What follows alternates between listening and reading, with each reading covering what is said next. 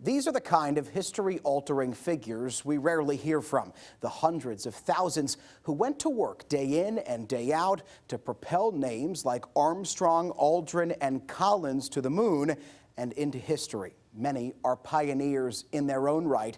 We met two who might be your neighbors. Altitude 4200. Houston, you're a go for landing, over. Those final seconds as man first approached the moon.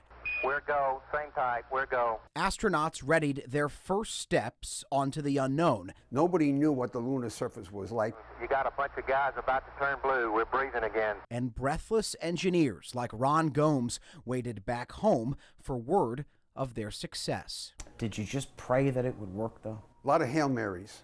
The minute it touched the surface, lit a light on those control panels that said, Luna, contact. You knew just what he was looking at. Yep. Yeah.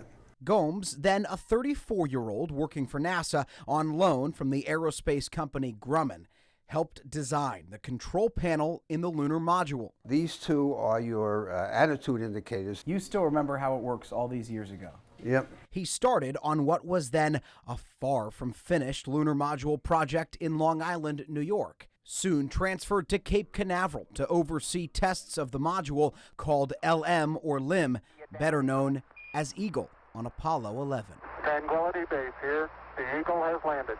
It was exciting to think that someone was going to land on the moon and drive it with this panel. You know, it seemed like an impossible task, but we did it. Neil Armstrong commented to us, he said, the lunar module looked like a turkey, but it flew like an eagle. Peter Meyer was also on loan to NASA. At 25, he headed a Grumman team working 24/7 on the module's descent stage, seen here allowing the module's 4 wide legs to slowly drift to the surface of the moon for the first time. Picking up some dust.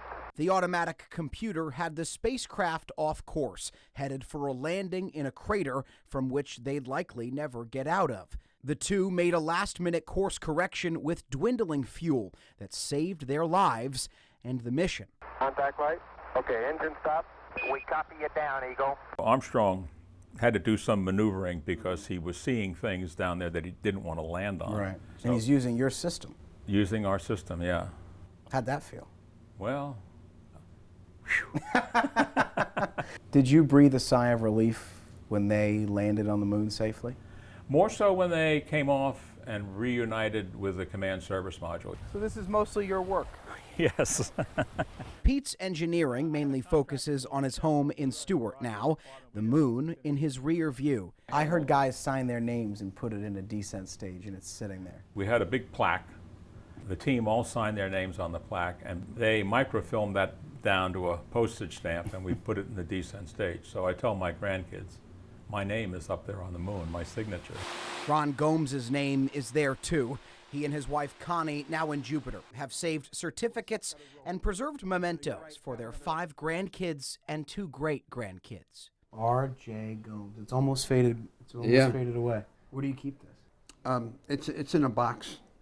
All of these things are in a box. Did you think when you were a kid growing up in New York you'd get something like this? No. Is proud the right word? Proud, yes. Proud of the country, proud of the company. You weren't proud of yourself. Well,